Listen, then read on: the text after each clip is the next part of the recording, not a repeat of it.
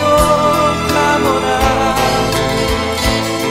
pois era lá nosso ninho, bem longe desse lugar,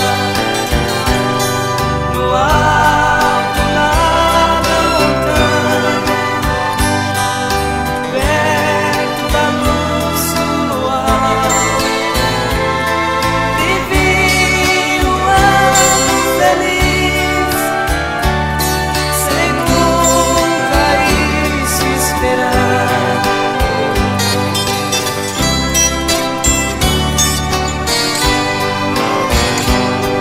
E muito tempo passou, pensando em ser tão feliz, mas a Teresa adotou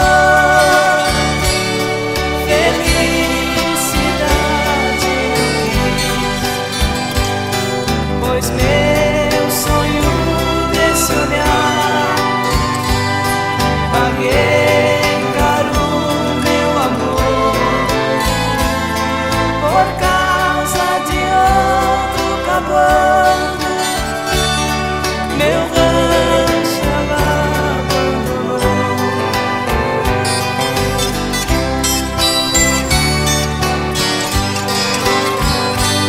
Senti meu sangue ferver, jurei a Teresa matar, o meu alazão arriei, e ela fui procurar.